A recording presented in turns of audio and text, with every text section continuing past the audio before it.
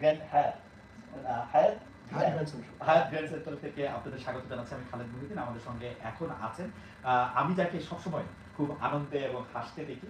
উনি মিষ্টি মুখে সব কথা বলতে পারেন, কঠিন কঠিন প্রশ্নের উত্তরও যিনি খুব সহজে অবলীলায় দেন, সেই জামাতের নায়েব, মাননীয় নায়েবে আমির ডক্টর সৈয়দ আব্দুল্লাহ মোহাম্মদ তাহের আমাদের সঙ্গে এখন আছেন। আপনাকে স্বাগত জানাই তাহের ভাই। আমরা অনেক আপনাকে অনেক শুভেচ্ছা এবং আপনাকে ধন্যবাদ, আপনি আমাদের সাথে সময় দিয়েছেন। আপনাকে অনেক ধন্যবাদ। আপনার ইন্টারভিউ দিয়েছে, কিন্তু আপনাকে খুব ভালোভাবে দেখার সুযোগ হয়েছে। না আসলে বাজে আলহামদুলিল্লাহ সেই সুযোগটা হয়েছে। না আপনাকে নিউইয়র্কে থাকছেন। আমি আগেও ভাবছিলাম যে এই সুযোগে দেখা করলে খুব ভালো লাগতো। না না, থ্যাংক ইউ সো মাচ সাহেব। আমি সরাসরি আপনাকে আমরা পছন্দ করি, বাংলাদেশের মানুষও পছন্দ করে। Thank you so much. আমি সরাসরি প্রশ্ন আসতে পারবে, জিনিসটা হলো যে ডক্টর মোহাম্মদ ইউনূস এবং তার যে প্রেস ডিপার্টমেন্ট, তারা আমাদেরকে জানিয়েছেন যে কেন এইবার ডক্টর মোহাম্মদ ইউনূসের জাতিসংঘের সফর সঙ্গী হয়ে রাজনীতিবিদরা আসছেন।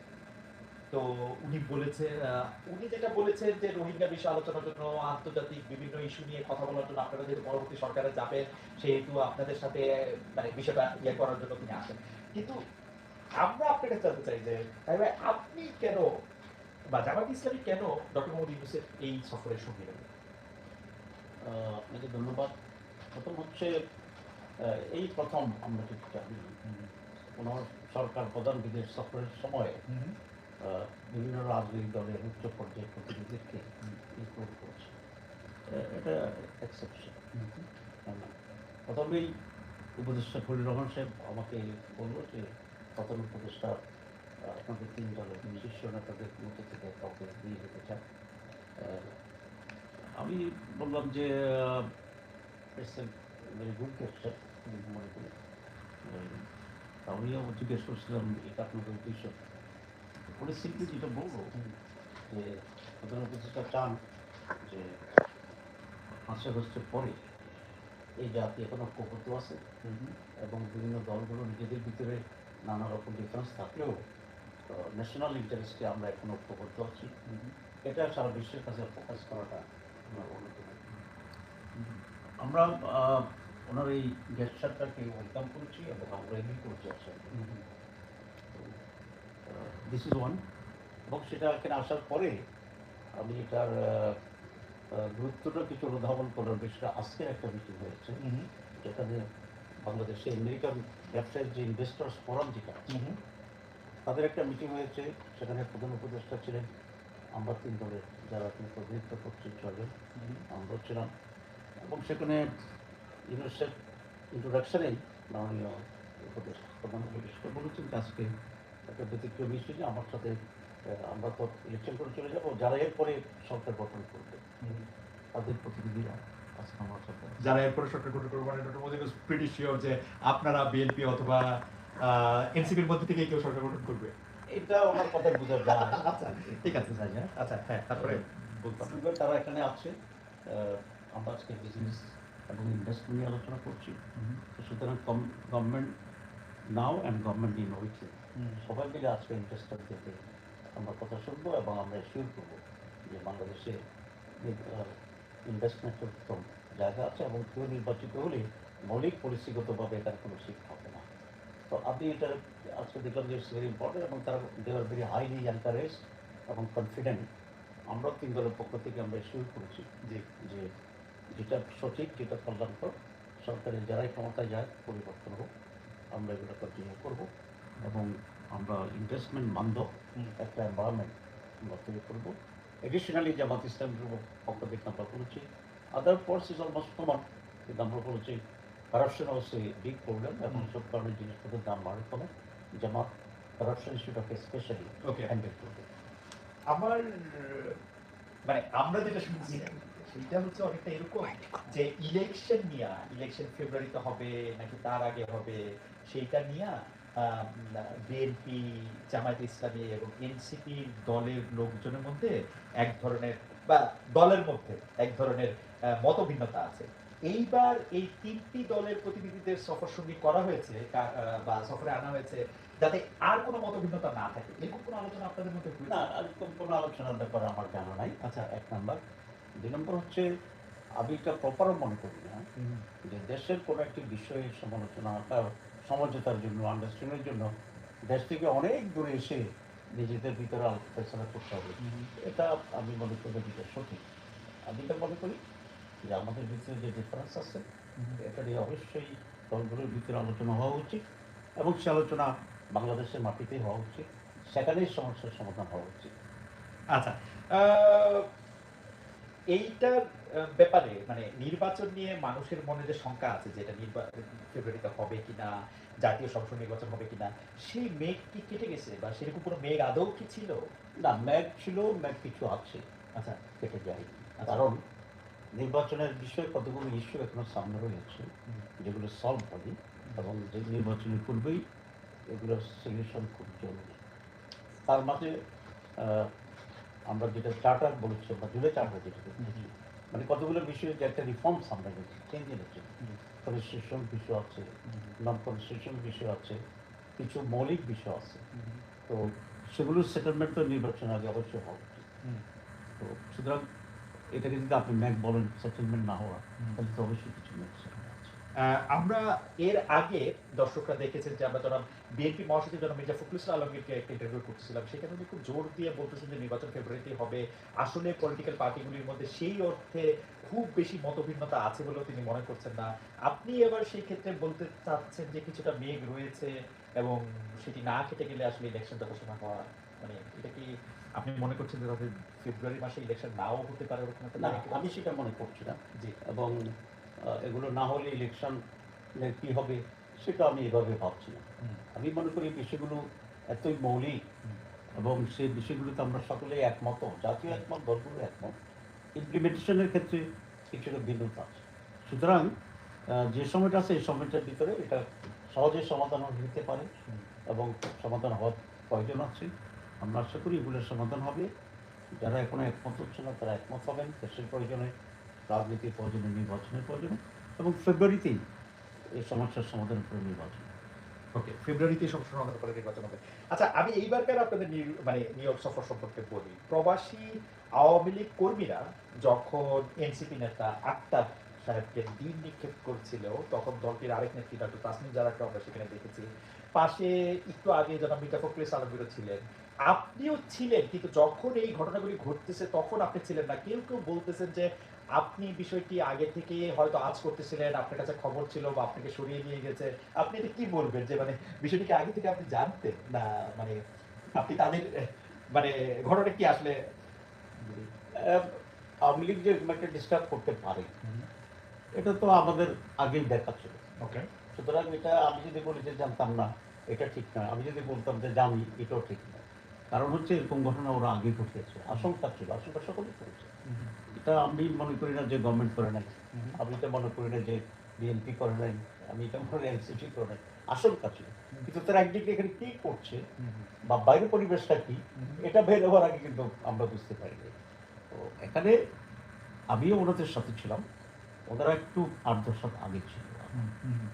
ইতিমধ্যেই ওনারা পাস করছে, আমি পাস করছি, হঠাৎ করে আমাদের ছেলেরা তাহের ভাই জিন্দাবাদ জিন্দাবাদ করতেছিল, ব্যানার ছিল, তারপরে প্লে কার্ড ছিল। তো আমি দেখলাম, আমি একজন বলে যে তোমরা ফখরুল সাহেবের নামে স্লোগান দাও। আচ্ছা, এটা স্যার একটু খারাপ লাগে। ও আচ্ছা আচ্ছা আচ্ছা। তো কিন্তু ছেলেরা তো উঠতেছে, তো ফখরুল জিন্দাবাদ করতে তো কথা বলতেছে। হ্যাঁ, তখন আমি ভাবলাম যে ফখরুল ভাই একটু বিব্রত হইতেছিল, হ্যাঁ, হ্যাঁ, হ্যাঁ। আমি একটু স্লো হয়ে গেলাম, ডিস্টেন্সটা বাড়ানো। আচ্ছা আচ্ছা আচ্ছা আচ্ছা। ঠিক আছে, যাতে স্লোগানটা ওনার কানে না যায়। আচ্ছা আচ্ছা আচ্ছা। তো ওই জন্যই আমি একটু স্লো গেছি, কিন্তু লোক বেশি হওয়ার কারণে গেলাম। তারপরে ওরা একটু আমাকে সম্বর্ধনা দিল, ফুল দিল, ওকে। সব কিছু ব্যানার দিল। আর আমিও ইন রেসপন্স ৩-৪ মিনিট তাদের সামনে বক্তব্য রাখলাম। এটা করতে গিয়েই টাইমটার ডিফারেন্স একটু বেশি গেছে, আমি টের পাই না যে সামনে কি হচ্ছে। ও ঠিক আছে, ঠিক আচ্ছা আছে। আচ্ছা আচ্ছা আচ্ছা তো আচ্ছা। সব কিছু যখন হয়ে গেছে তখন আমাদের দু একজন বললো যে তো এ গাইড ডিফারেন্স, আমি যে কোথায় পড়বো। পরে বলে তোর একটা সামনে চলে গেছে। সেখানেও পরে আপনি টিভিতে, ছবিতে দেখবেন যে আক্তারকে ঘেরাও রাখছে যেটা আমাদের দুইটা ছিল এই করার জন্য। হ্যাঁ হ্যাঁ হ্যাঁ। এবং ফখরুল সাহেবকে বলতেছিল আমি প্রোটেকশন দিচ্ছি, এগুলো ওই আমাদেরই ছিল। আচ্ছা আচ্ছা আচ্ছা ছিল। তো যাই হোক, এটা তো খুব একটা আনফর্চুনেট জিনিস।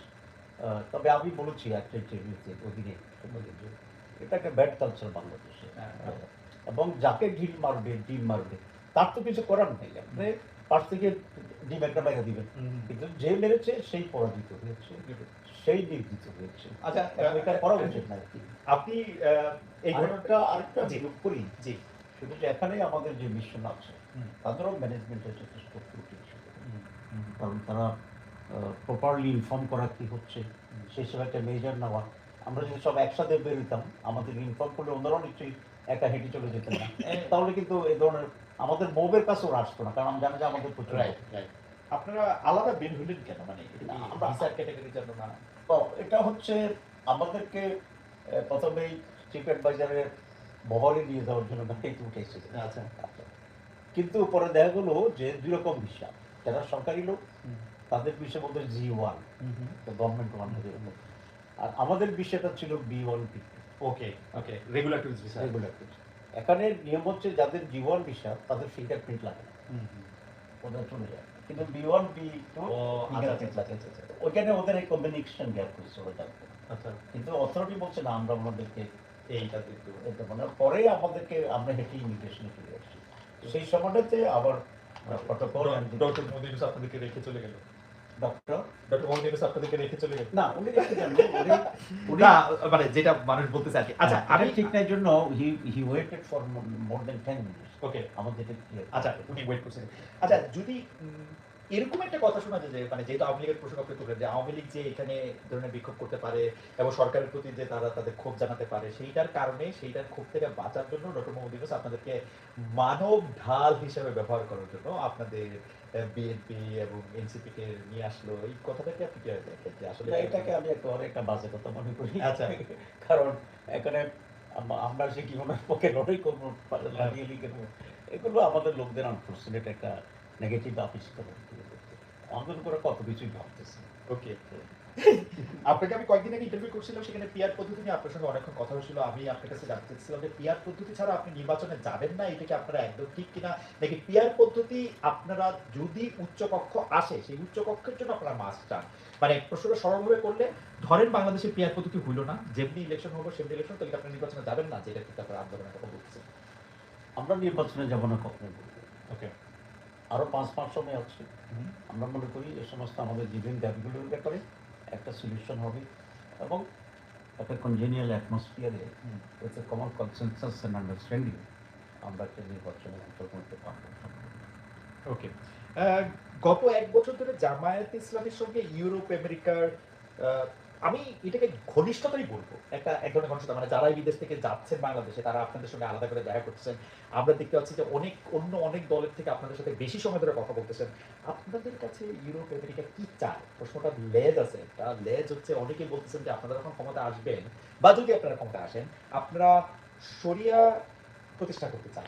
Is it true?